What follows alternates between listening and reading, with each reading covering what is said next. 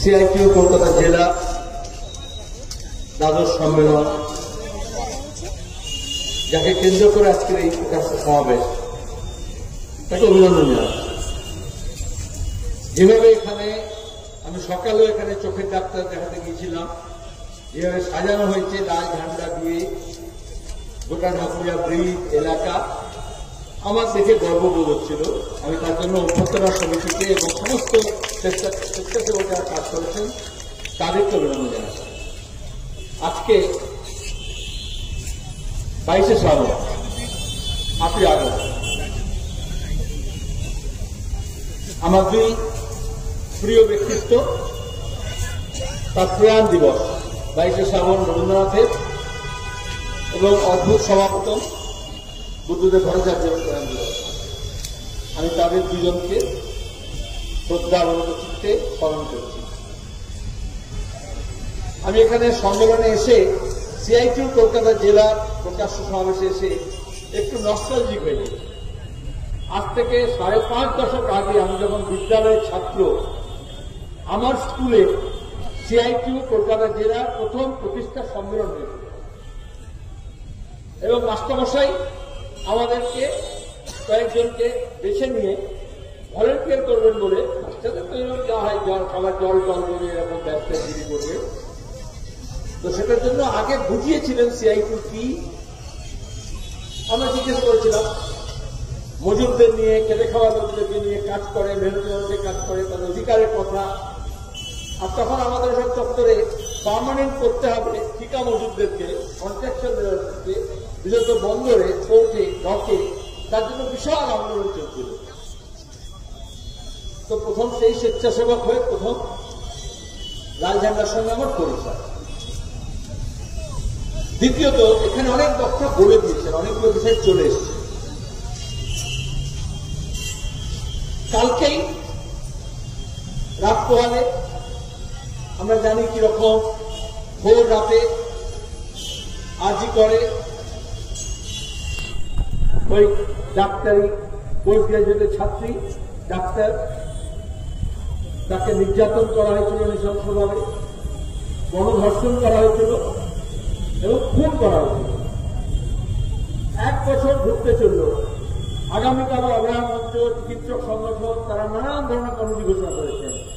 এখানে আপনারা অসংখ্য মানুষ, বিরত মহিলারা, বিরত অল্প বয়সীরা, তারা বিচার চেয়ে সমবেত হয়েছিলেন, সোচ্চার হয়েছিলেন।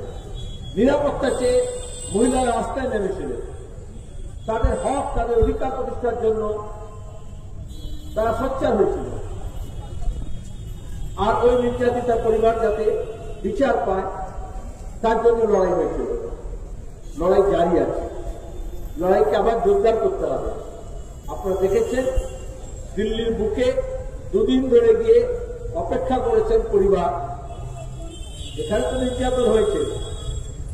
তারপর কেউ কেউ মনে করে ঘটনা হলেই কলকাতা পুলিশ, পুলিশ কমিশনার, স্বাস্থ্য দপ্তর, তৃণমূল কংগ্রেস যা করেছে সুবিদিত।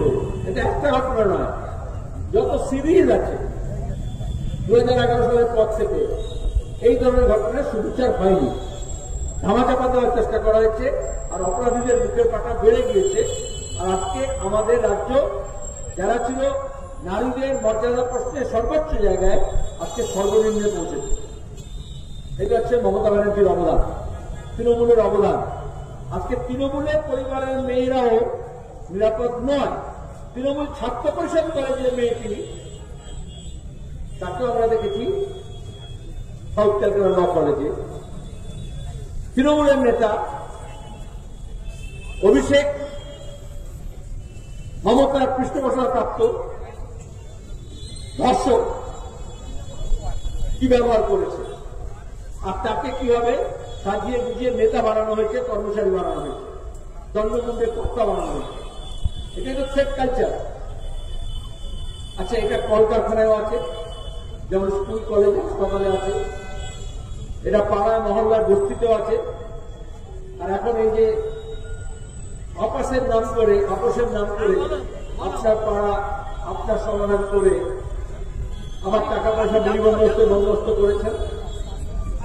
আমাদের বিকেন্দ্রীকরণের কথা বলেছিলাম, তারপরে পুরো ব্যবস্থা, পঞ্চায়েত ব্যবস্থা গড়ে তুলেছিলাম ঢেলে।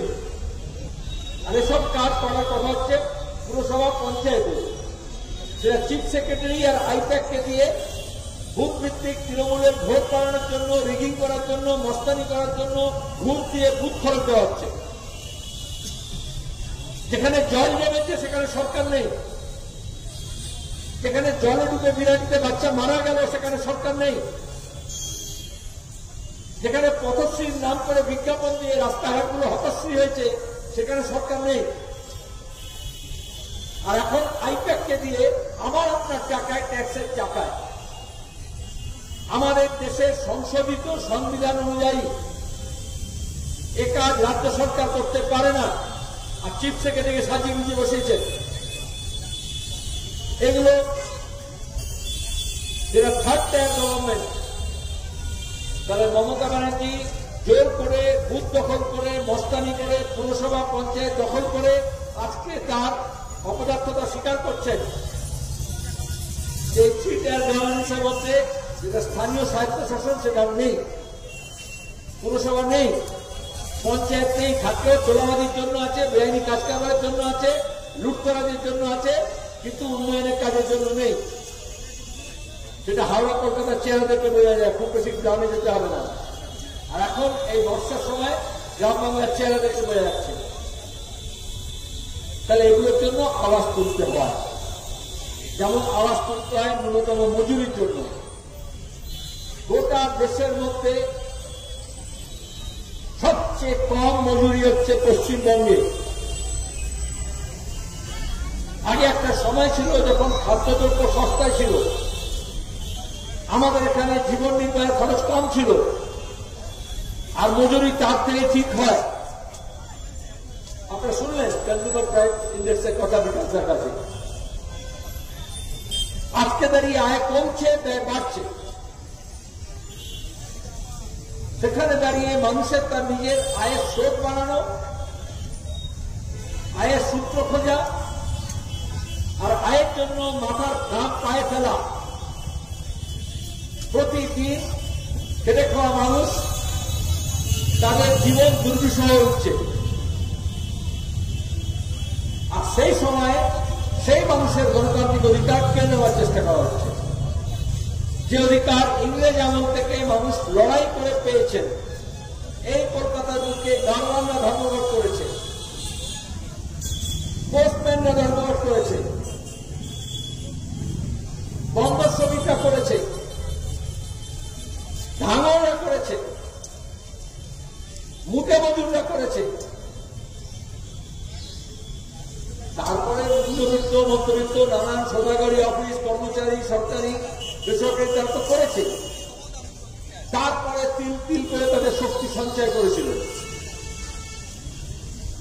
আমরা দেখলাম এই বুদ্ধদেব ভট্টাচার্যের নেতৃত্বে যখন আমরা কি বলেছিলাম, কৃষির সাফল্যকে সংহত করে সবাই কৃষি কাজ করতে পারবে না, তার জন্য শিল্পায়ন দরকার, কলকারখানা দরকার, নাহলে কাজের সোর্স তৈরি হবে কিন্তু। আমাদের এ রাজ্যের শিক্ষিত, দক্ষ, অদক্ষ, অর্ধদক্ষ শ্রমিক, আমাদের তরুণ প্রজন্মের মেধা, বুদ্ধি, শিক্ষা, বুদ্ধি, সেগুলো যাতে এই রাজ্যকে গড়ার জন্য কাজে লাগে। সব শেয়ালের একলা হয়েছিল, জামাত, জমিয়ত, আরএসএস, মাওবাদী, এসইউসি, নকশাল, কংগ্রেস সব একটা হয়েছিল। আর তারপরে বলেছিল লাল হটাও, দেশ বাঁচাও। লাল হতেছে, কিন্তু দেশ সাক্ষী দিচ্ছে দেশ বাঁচেনি।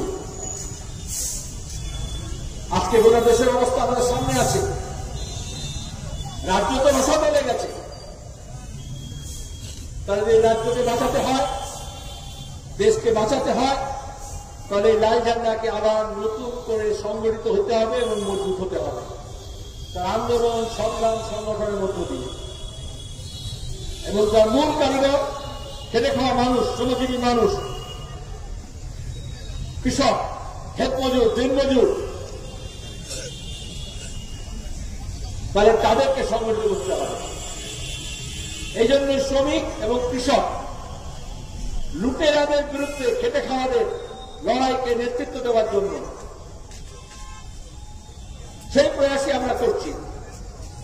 কদিন আগে দেখেছেন ব্রিগেড প্যারেড গ্রাউন্ডে বস্তির সংগঠন, ট্রেড ইউনিয়ন, সিআইটিউ, কৃষক সভা, ক্ষেত মজুর, মেহনতি মানুষের সমাবেশ হয়েছিল। যারা মনে করে লাল ঝান্ডা কোথায়,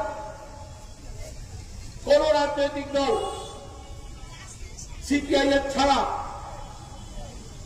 ব্রিগেড প্যারেড গ্রাউন্ডে সমাবেশ ডাকার ধক নেই। কেন্দ্রের শাসনাধীন, রাজ্য সরকারের শাসনাধীন যে দলগুলো, তাদেরও হিম্মত হয় না সেখানে শুধু মেহনতি মানুষ লাল ঝান্ডা নিয়ে তাদের দাবি দেওয়া নিয়ে, মজুরির দাবি, 8 ঘন্টার কাজকে 12 ঘন্টা করে দিচ্ছে, সবার দাবি সেটা। প্রতিদিন শোষণকে বাড়ানোর জন্য একদিকে শ্রমিকের ভাত কমছে তার আয়ের, আর যত উঁচুতে যে আছে তার নিচের টাকা বাড়ছে, আর অন্যদিকে মেহনত করার জন্য শ্রমিকের সময় ঘন্টা বাড়াচ্ছে। এই লড়াই কারা লড়বে? এই জন্যই লাল ঝান্ডার প্রয়োজন আছে। আর এই লড়াই যাতে না হয় সেজন্য আজকে বিজেপি হোক, তৃণমূল হোক, কেন্দ্রের রাজ্যের শাসক দল ক্রমাগত এই অধিকার কেড়ে নিতে চাইছে, সংগঠিত হওয়ার, দল কষাকষি করার, দাবি দেওয়া, সোচ্চারে বলা, হক কথা সোচ্চারে যাতে বলতে পারে, হকের লড়াই লড়তে পারে এবং ন্যায় যাতে ছিনিয়ে আনতে পারে, সেই পরিবেশটাকে ধ্বংস করা হচ্ছে। আমাদের দেশে এবং রাজ্যে যে পরিমণ্ডলে মানুষ নিজের সত্য কথা বলে, সত্যের জন্য লড়াই করে এবং সত্য প্রতিষ্ঠা করে, ন্যায়ের জন্য লড়ে, ন্যায় প্রতিষ্ঠা করে, অন্যায়কে পরাস্ত করে, আজকে কেন্দ্র এবং রাজ্যের শাসক দল সেই পরিমণ্ডলকে ধ্বংস করেছেন। যারা মনে করেন লাল ঝান্ডা দুর্বল হয়েছে, আসলে মানুষের কণ্ঠস্বর দুর্বল হয়েছে, মেহনতি মানুষের কণ্ঠস্বর দুর্বল হয়েছে, সেইটাকে জোরদার করার প্রয়োজন আছে। আর্থিক ঘটনার পরে আমরা দেখেছি এই শহরের মানুষ, তরুণ প্রজন্মের মানুষ কিভাবে তারা নেমে পড়েছিলেন। নিম্নবিত্ত, মধ্যবিত্ত, উচ্চবিত্ত কোনো ভেদাভেদ ছিল না, নারী পুরুষ কোনো ভেদাভেদ ছিল না, হিন্দু মুসলমান কোনো ভেদাভেদ ছিল না, বাঙালি অবাঙালি কোনো ভেদাভেদ ছিল না। ন্যায়ের জন্য, জাস্টিস ফর আরজি করেন না, সেইটাকে কিভাবে ধ্বংস করার জন্য, ভয় ভীতি, রাজত্ব কায়েম করার জন্য, এই যে থ্রেড কালচার শোনেন, এই যে নর্থ বেঙ্গল লবি শোনেন, যে থ্রেড কালচারের পরিণতি আপনাদের এই কাছে রেল লাইনের ওপারে 10 বার সাউথ ক্যালকাটা ল কলেজে দেখেছেন। এরকম লুটেরারা তাদের লুটের তন্ত্রকে কায়েম রাখার জন্য পাড়ায় পাড়ায়, মহল্লায়, প্রতিষ্ঠানে এই ঘাঁটি গেড়েছে। আর সেই ঘাঁটিকে মানতে হলে মাঝখানে কেউ কেউ এসে বলল 56 ইঞ্চি লড়ে যাবে নবান্নের বিরুদ্ধে। নবান্ন আর 56-র মধ্যে কোনো তফাৎ নেই। আপনাদের 5-6 বছর ধরে রাজভবন দেখিয়ে আর মুখ্যমন্ত্রী আর রাজভবনের মধ্যে টুইট যুদ্ধ দেখিয়ে ঝুলিয়ে রাখার চেষ্টা করা হয়েছিল। আজকে অভয়ের মা বাবা বলছে যে কোন কেন্দ্রমন্ত্রী, স্বরাষ্ট্রমন্ত্রী তো নয়, প্রধানমন্ত্রী তো নয়, তাদের সঙ্গে দেখা পর্যন্ত করেননি।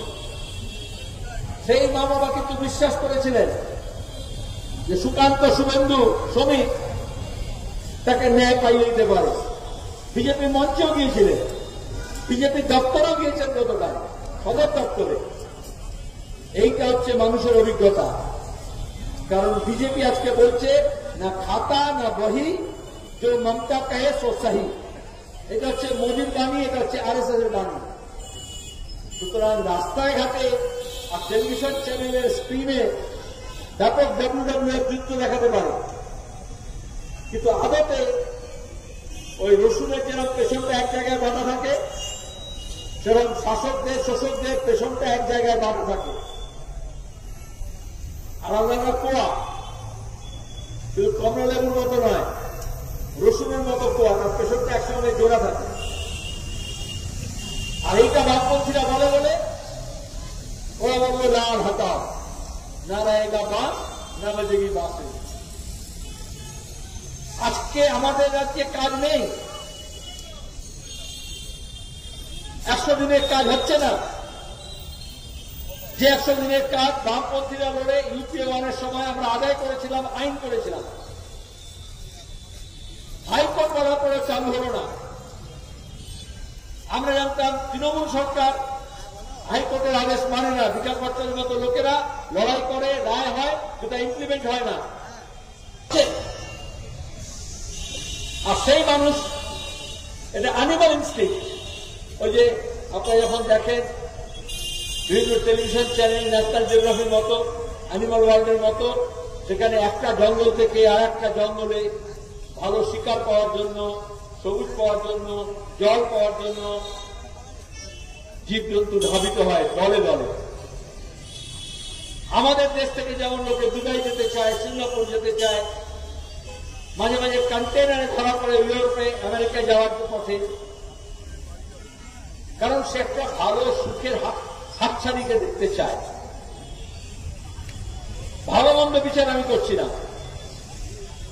তাহলে এখানে যদি ন্যূনতম মজুরি না থাকে, এখানে যদি কাজের পরিবেশ না থাকে, এখানে যদি কর্মসংস্থান না থাকে, তাহলে সেই মানুষকে অন্যত্র কাজ করতে যেতে হয়। রিভার্স মাইগ্রেশন হচ্ছে, এক ইন্টারস্টেট। আগে কলকাতা শহরে পশ্চিমবঙ্গে, ঝাড়খণ্ড, পূর্ব উত্তরপ্রদেশ, বিহার, ওড়িশা, অন্ধ্রপ্রদেশ, তেলেঙ্গানা, ছত্তিশগড় থেকে লোকে আসতো এখানে কাজ করতে।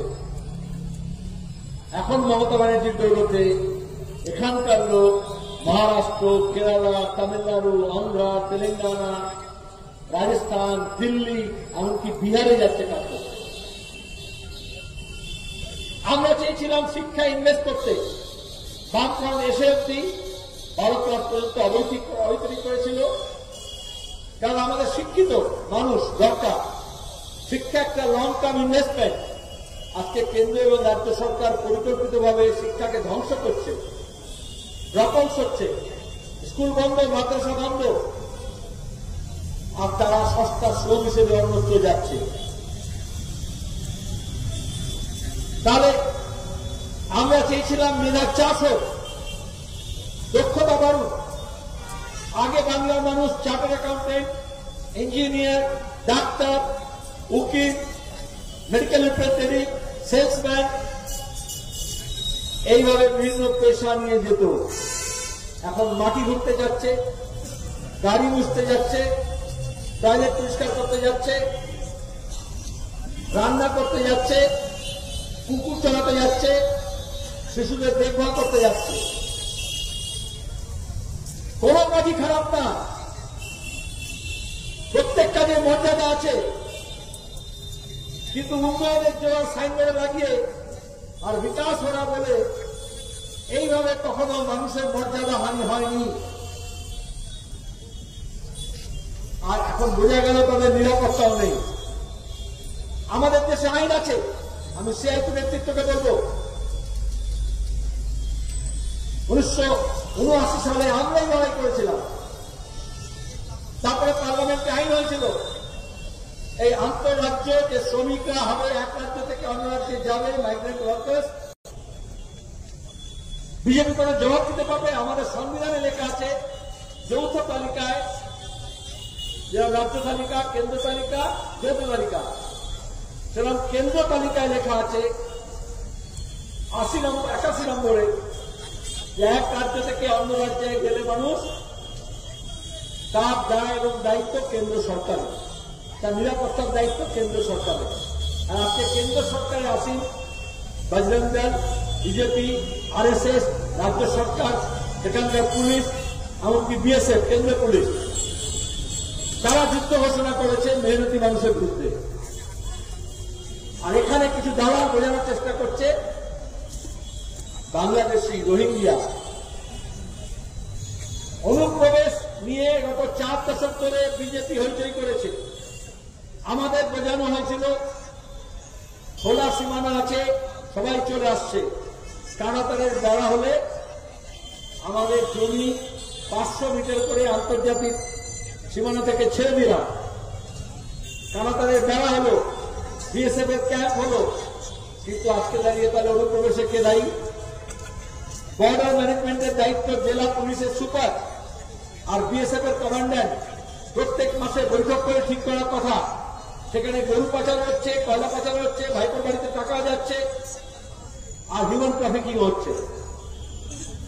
আর যখন হিউম্যান ট্রাফিকিং এর কথা বলি, হিউম্যান ট্রাফিকিং, মেয়ে পাচার কাণ্ড আগে নেপাল থেকে, ভুটান থেকে, বাংলাদেশ থেকে মেয়ে পাচার হতো, আর এখন গোটা দেশে সবচেয়ে বেশি মেয়ে পাচার হচ্ছে পশ্চিমবঙ্গ থেকে। হরিয়ানায়, মহারাষ্ট্রে, দিল্লিতে যে কোনো বেশ্যালয় পতিলাইকে দেখবেন বাংলাভাষী। কার দায়িত্ব? কে দায়িত্ব নেবে? কে এই কথা বলবে?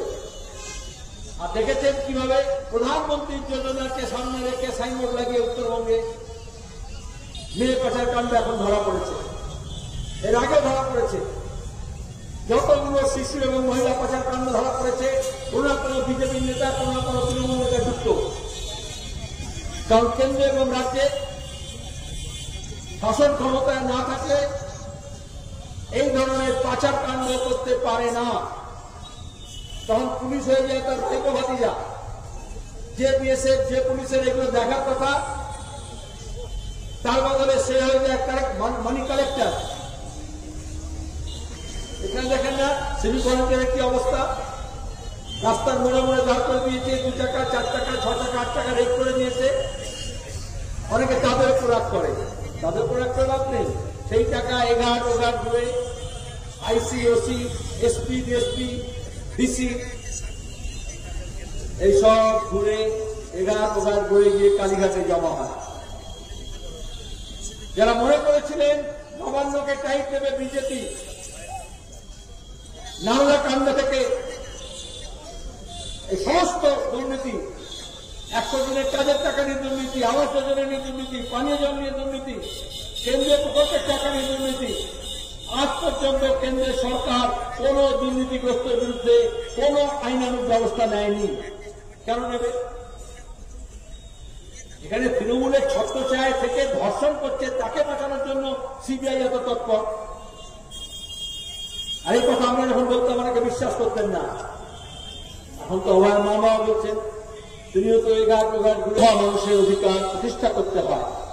রাজ্যের মর্যাদাকে যদি বাঁচাতে হয়, যদি বাঁচাতে হয় এবং গোটা বিশ্বের কাছে, দেশের কাছে বাংলার ভিতর গৌরবকে ফিরিয়ে আনতে হয়, তবে মমতা ব্যানার্জি ক্যাকা ছিটির মতো কিছু টলিউডের নায়ক নায়িকা, সিরিয়ালের কিছু নায়ক নায়িকাকে নিয়ে রাস্তায় নেমে বলবেন আমি বাংলা ভাষার লড়াই করব। আসলে তিনি তাহলে ভাষা আন্দোলনের নামে বিধানসভা নির্বাচন পর্যন্ত করব। বিজেপি আমাকে বল দিয়েছে, তোল্লাই বল করে দিয়েছে, আমি সেইটা নিয়ে খেলবো আর খেলা হবে বলবে। উনি কিন্তু ভাষা আন্দোলনকে অপমান করছেন, ভাষাকে অপমান করছেন। কাছাড়ে ভাষা আন্দোলন হয়েছিল, শহীদ হয়েছিল। বাংলা ভাষার মর্যাদা রক্ষার জন্য, অধিকারের জন্য উগ্র অসমীয়া জাতীয়তাবাদের বিরুদ্ধে লড়েছিল। আজ 19শে মে আমরা সেই কাছাড় ভাষা শহীদ দিবস পালন করি। সেটা ছিল সরকারের দ্বন্দ্ব, সরকারের উগ্র জাতীয়তাবাদী পদক্ষেপ এবং সংখ্যালঘু মানুষের মুখের ভাষাকে কেড়ে নেওয়ার অধিকার, শিক্ষার অধিকার কেড়ে নেওয়া। ভাষা আন্দোলন সরকার করে না। ভাষা আন্দোলন হয়েছিল পূর্ব বাংলায়, পূর্ব পাকিস্তানে। 21শে ফেব্রুয়ারি আমরা যার জন্য ভাষা শহীদ দিবস পালন করি, সেটা ছিল পাকিস্তানের সরকারের দ্বন্দ্ব। আজকে এখানে হিন্দি, হিন্দু, হিন্দুস্তানের মতো যেরকম ধর্ম, ভাষা, জাতি, রাষ্ট্র, দেশ এক করে দিচ্ছে, সেরকম পাকিস্তানের খান সেনারা, সেখানকার মুসলিম লীগ নেতারা, তারা মনে করেছিলেন ধর্ম, জাতি, রাষ্ট্র, দেশ ভাষা এক। খুব বাংলার মানুষ মানেননি, এবং সেটা ছিল সরকারি দম্ভের বিরুদ্ধে লড়াই। তারপরে মুক্তিযুদ্ধের মধ্য দিয়ে একটা নতুন রাষ্ট্র তৈরি হল, গণপ্রজাতন্ত্রী বাংলাদেশ। তাহলে সেটাও ছিল প্রবলের বিরুদ্ধে, শক্তিশালীর বিরুদ্ধে, সরকারের বিরুদ্ধে, মানুষের, নিম্নবর্গের মানুষের লড়াই।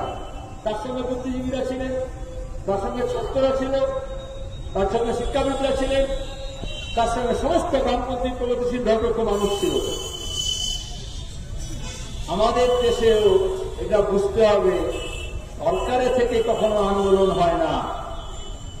100 দিনের কাজের টাকা আদায় করবো বলে গত নির্বাচনের আগে অনেক নাটক করেছিলেন পিসি ভাইপো। রাজঘাটে গিয়েছেন, পার্লামেন্টে গিয়েছেন, টিভিতে অনেক ফুটেজ পেয়েছেন। তারপরে যে ভোট হয়ে গেছে, খেল খাতাম, পয়সা হাজার।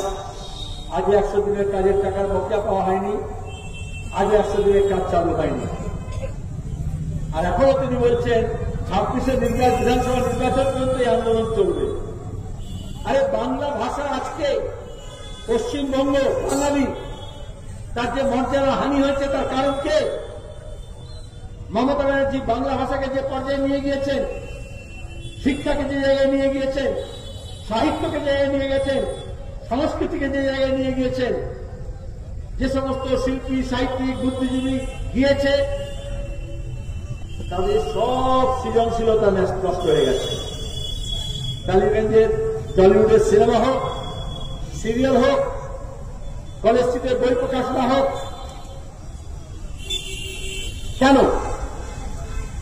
এই সব আমি করবো? যে কোনো স্বৈরতান্ত্রিক প্রবণতা থাকে, আমি সব মেগালোম্যানিয়া। তিনিই কবি, তিনিই বই লিখবেন, তার বই কেনা হবে, সেই বই বিক্রি হবে, সেই বই পড়ানো হবে, আর বাকি সব বন্ধ। ওই যে নামকরণ সব করেন না, বাংলা ভাষায় কড়া কে লাগিয়েছে? হঠাৎ করলে আমার মাথায় এলো সত্যজিৎ রায় ধরণী। স্মরণী অনেক হয়েছে, এবার ধরণী হয়।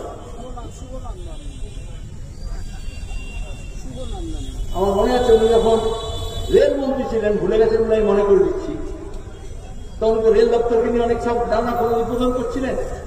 তো বেহালায় রেলের জমির উপরে উনি বললেন আমি একটা স্টেডিয়াম করব। সেই স্টেডিয়ামের নাম দিলেন সত্যজিৎ রায়ের নামে। তিনি নিজেই বলছেন বক্তৃতায়, উদ্বোধনী বক্তৃতায়, হ্যাঁ বাবা আমি জানি না আমি সত্যজিৎ রায়ের নামে কেন স্টেডিয়ামের নাম দিচ্ছি, আমাকে সিপিএম প্রশ্ন করবে, কিন্তু আমিও সব ভেবে রেখেছি সত্যজিৎ রায় সিনেমা করলে কি হবে। তিনি যখন শুটিং করতেন তখন ইনডোর আউটডোর দুটোই শুটিং করতেন। এখানেও স্টেডিয়ামে খেলা হবে, ইনডোর আউটডোর দুটোই খেলা হবে। এই জন্য সত্যজিৎ রায়ের নামে আমি স্টেডিয়ামের নাম করব। এই কদিন আগে কিসব নাম দিলেন না, নিজন্য, হ্যাঁ শুভেন্দুর সঙ্গে একটা তাল্লুকাত আছে বলে বলেছেন, ওটা ছাড়া চলতে পারে না। তো ওটা বলতে গিয়ে বেরিয়ে আসে তার নাম, কিন্তু মানে আমরা যেমন বর্ণানন্দন বলি,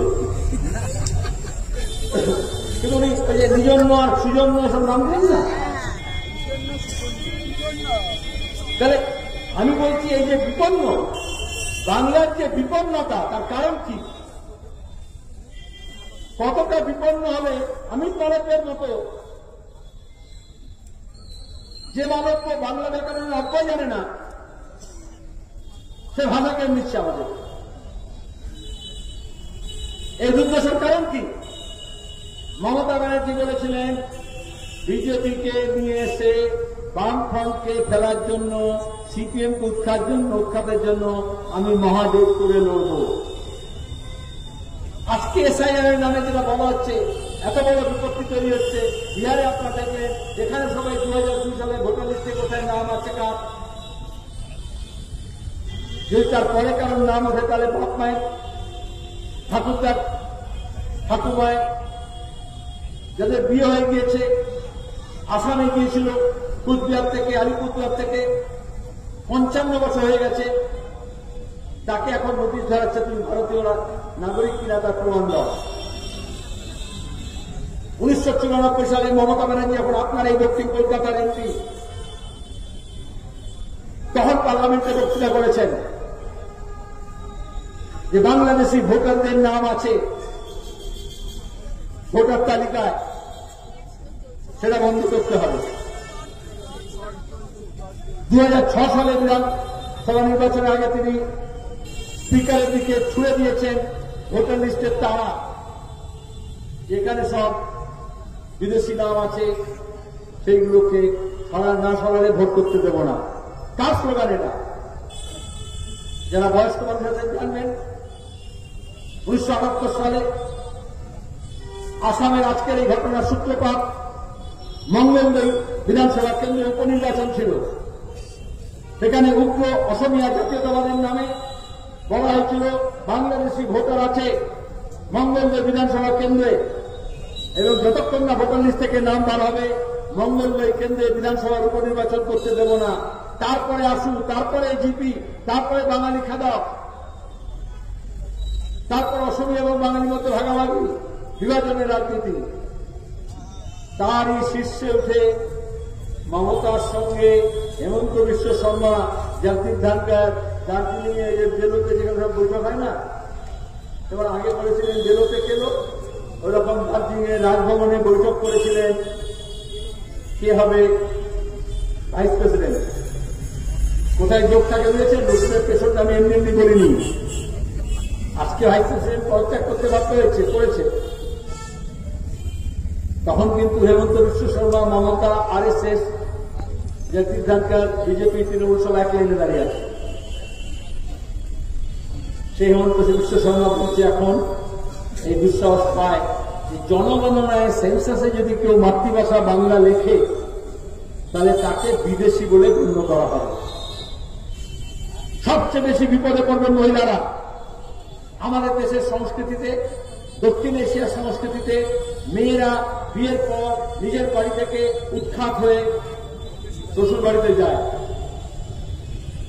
সবচেয়ে বেশি বিপর্যয় হবে আদিবাসী, তপশিলি, সংখ্যালঘু, দুর্বল অংশের মানুষ, যারা আনডকুমেন্টেড কমিউনিটি, যাদের অত ডকুমেন্ট নেই।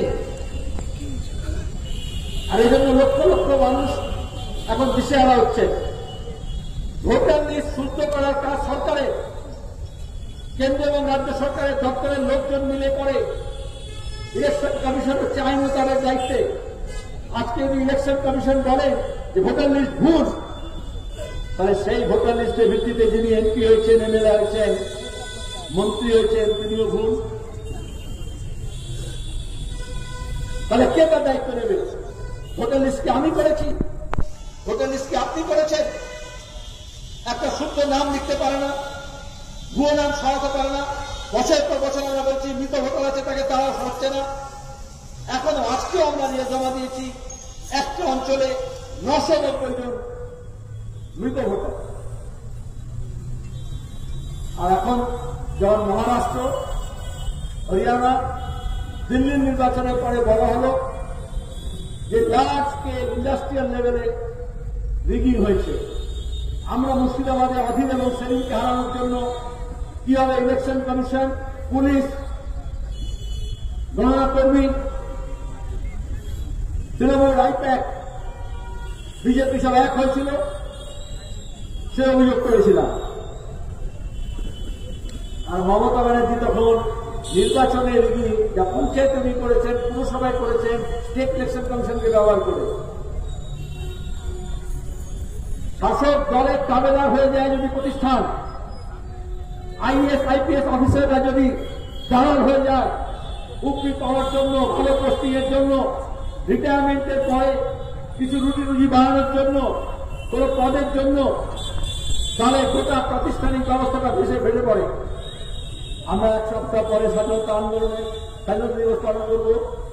আজকে আমাদের দেশের স্বাধীনতা, সার্বভৌমত্ব, বিকাশদা বলেছেন, আমি তার মধ্যে যাব না। প্রতিদিন আমেরিকা হুমকি দিচ্ছে। আর যে স্বাধীনতার জন্য আমরা লড়েছিলাম সেই বাক স্বাধীনতা কেড়ে নিচ্ছে। কালকে দেখেছেন 25টা বই জম্মু কাশ্মীরে নিষিদ্ধ ঘোষণা করেছে। এটা সবটা প্রক্রিয়া হচ্ছে গণতান্ত্রিক প্রক্রিয়াকে সংকুচিত করা। 18 বছর থেকে 21 বছর ভোটাধিকারের জন্য আমরা বামপন্থীরা লড়াই করেছিলাম। পশ্চিমবঙ্গের বামফ্রন্ট সরকার প্রথমে 18 বছর থেকে 18 বছরের ভোটাধিকার দিয়েছে। মহিলাদের ভোটাধিকার ছিল না, ভারতের ভোটাধিকার ছিল না, দলিত মানুষের ভোটাধিকার ছিল না। তার জন্য দীর্ঘ লড়াই, স্বাধীনতার পরে আমরা সবাই ভোট পেলাম, ভোটাধিকার পেলাম। আজকে সেই অধিকার তারা কেড়ে নিতে চাইছে, আর সেই কেড়ে নেওয়ার বিরুদ্ধে লড়াইটা আমাদের লড়তে হবে। সেই লড়াইটা লড়ার জন্য আমাদের প্রস্তুতি গ্রহণ করতে হবে। সেই প্রস্তুতি গ্রহণ আমরা করেছি। আমরা মানুষের কাছে যাচ্ছি, আমাদের কর্মীরা যাচ্ছেন, আর এই সমস্ত খেটে খাওয়া মানুষকে, যাদেরকে জাত পাত ধর্ম বর্ণ ভাষা নামে ভাগ করা করছে, আমরা যত বিভাজিত হব, লোকেরা তত বেশি আরো বেশি শক্তিশালী হবে। আমরা চাই জনগণের সশক্তিকরণ, ওরা চায় সরকারের সশক্তিকরণ। এবং সরকারের সশক্তিকরণ কেউ জানেন যে হেমন্ত বিশ্ব শর্মাকে চিট ফান্ড কারণে জেলে থাকার কথা ছিল, সে এখন মুখ্যমন্ত্রী। তৃণমূলের সেই সব নেতা, বিজেপির সেই সব নেতা যাদের জেলে থাকার কথা, তারা এখন মাতব্বরি করছে। সমস্ত সাক্ষী সাবুত লোপাট করা হয়েছে পুলিশকে ব্যবহার করে, পুলিশ কমিশনারকে ব্যবহার করে। আর এখন দাঁড়িয়ে তারা আমাদেরকে বলছে তুমি সাক্ষী দাও যে তুমি বেঁচে আছো কিনা, তুমি ভারতীয় কিনা, তোমার বাপ ঠাকুর দ্বারা ভারতীয় ছিল কিনা, তোমার নাগরিকতার প্রমাণ দাও। এবং সবাইকে ফ্ল্যাটলি প্রথমে বলার সময় বলেছিল সিএনআরসি মুসলমানদের ব্যাপার, বিহারে দেখেছেন সবাইকে দিতে হবে ওপর থেকে নিচ পর্যন্ত। এবং সেখানে যে যত পেছিয়ে পড়া, যে যত প্রান্তিক, তার তত বেশি বিপদ। এই জন্য সেই অংশের মানুষকে সংগঠিত করে আমাদের লড়াই লড়তে হবে। আপনাদের সম্মেলনে আগামী দুদিন আপনারা সে ব্যাপার প্রস্তুতি নেবেন, সিদ্ধান্ত নেবেন এবং তাকে কার্যকর করার জন্য উপযোগী ব্যবস্থা নেবেন, এই আহ্বান জানিয়ে আপনাদের সবাইকে ধন্যবাদ নমস্কার করছি।